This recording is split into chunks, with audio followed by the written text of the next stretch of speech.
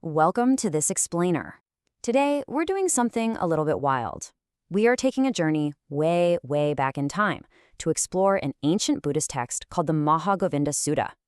Now, you might be sitting there wondering, why on earth are we looking at thousands of years old scriptures when we live in a world absolutely dominated by artificial intelligence, algorithms, and just rapid-fire technological advancement? Well, that is exactly the puzzle we're going to solve today. We're going to see how this incredibly rich, ancient narrative actually offers a profound framework for finding inner peace and navigating the massive, very real technological challenges of our modern era.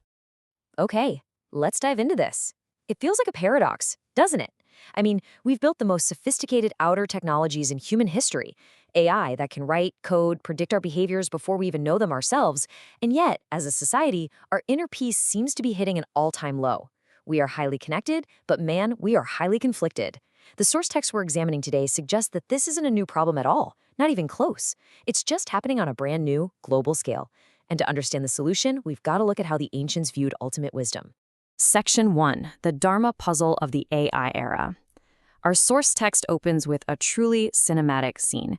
I want you to picture this, a vast celestial assembly in the Tāvatiṃsa heaven. The gods have all gathered, the whole sky's illuminated, and Sakka, the king of the gods, stands up to address this massive crowd. But get this, they aren't there to celebrate their own divine powers or celestial wealth. No, they've gathered to marvel at the profound structural wisdom of a human being, the Buddha. Sakka proceeds to praise the Buddha by laying out 8 specific qualities. And what's fascinating is that these aren't just mystical, flowery attributes. They are incredibly practical, structured foundations for leadership and wisdom. He highlights how the Buddha acts for the happiness of the many, teaches a truth that's actually visible here and now, clearly defines what's harmful and what's beneficial, and, this is a big one, remains completely unintoxicated by fame and praise. Think about that for a second. In an era where our tech leaders hold unprecedented, almost godlike global influence, these 8 qualities serve as the absolute ultimate blueprint for responsible, grounded leadership. The Buddha perfectly practiced what he preached, showing a flawless alignment between his inner truth and his outer actions. This brings us to part 2, the great Mahāgovinda Brahmin.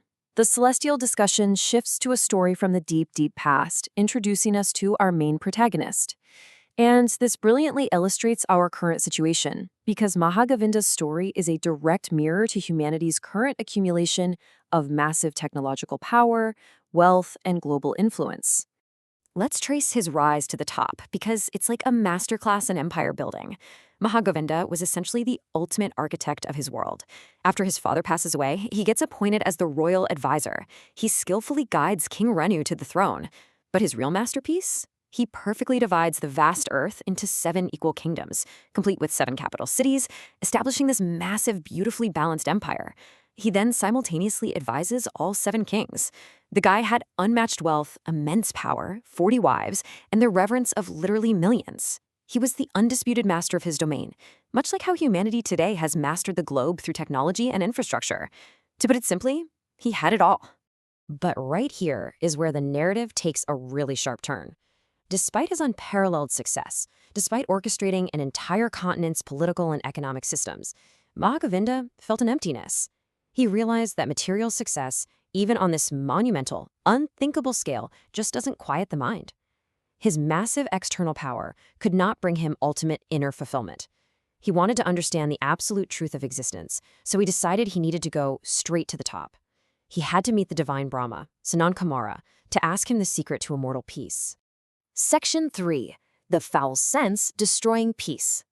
So, to summon the Brahma, Govinda basically goes off-grid. He isolates himself for 4 months during the rainy season, practicing intense, unwavering meditation. And it works. Finally, Brahma Sanat Kumara appears to him in a blaze of light. Govinda asks him the ultimate question: how does a mortal reach the immortal, peaceful realm? Well, Brahma's answer is shocking. He tells Govinda that the path is blocked by what he calls the foul sense of humanity. Now, what's really interesting about these ancient foul sense is how flawlessly they map onto our modern crises. Brahma wasn't talking about physical smells, right? He was talking about deep, ingrained human flaws. Just look at the comparisons. Anger and greed. Today, that translates directly into resource wars and algorithmic outrage literally designed to keep us scrolling and clicking. False speech and deceit. That is the absolute modern epidemic of misinformation and deepfakes. Ego and jealousy fuel our global supremacy races, and delusion? Delusion leads to the complete loss of a shared human truth.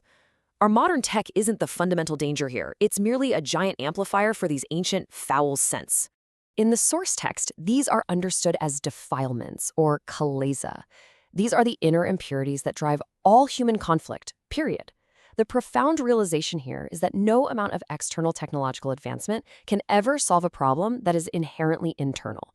If we actually want to find world peace in the AI era, or literally any era for that matter, we first have to conquer these ancient inner enemies. Part 4. The Quest for True Peace. Hearing this raw truth from Brahma, Mahāgovinda makes a radical, mind-blowing decision. He realizes that as long as he is entangled in the complex web of his worldly empire, he's never going to overcome these defilements. So the most powerful man in the known world decides to just walk away. He tells the 7 kings he is leaving his immense wealth, his wives, and his power to seek true peace as a renunciant. And the desperation builds rapidly, because the kings absolutely panic. I mean, Govinda is the linchpin of their entire civilization. They try to bribe him with more wealth, more women, you name it, but he flat out refuses. Then these desperate negotiations begin.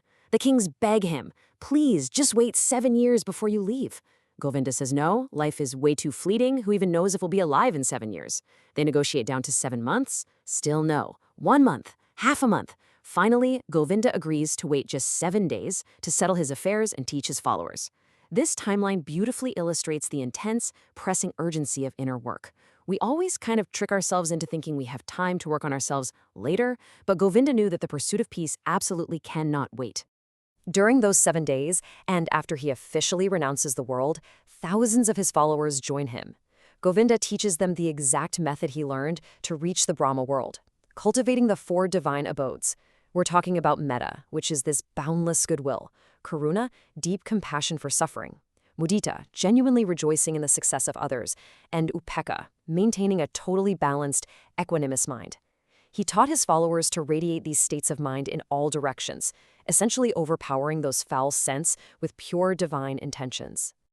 And Govinda succeeds. He and his followers live out their days in peace and are eventually reborn in the heavenly realms.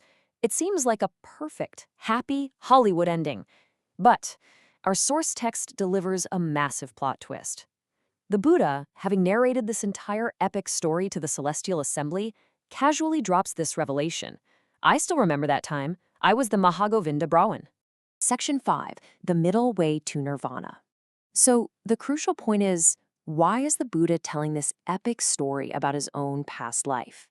Because he follows up this grand revelation with a really profound critique of his own past achievements.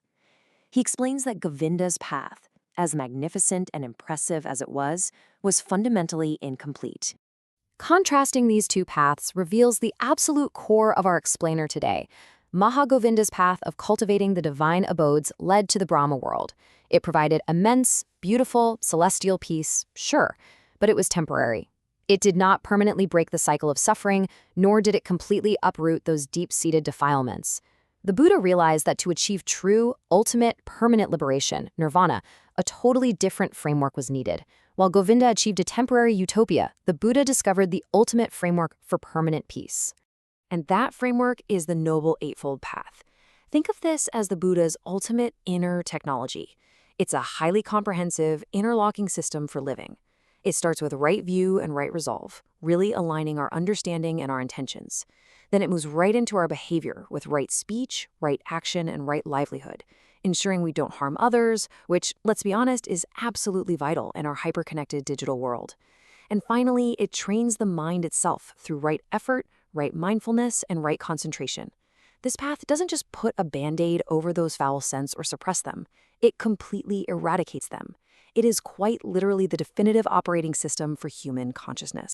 Which brings us to our final thought for today.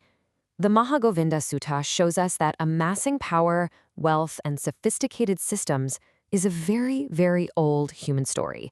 But without addressing the defilements lurking within us, all that power will inevitably lead to conflict. As we navigate the wild complexities of our modern world, we are undeniably building incredible outer technologies. But the question this ancient text leaves us with is this: if AI is our ultimate outer technology, Are you putting in the urgency, the focus, and the effort to cultivate the ultimate inner technology? Thank you so much for exploring this fascinating topic with me today. Keep learning and keep looking inward.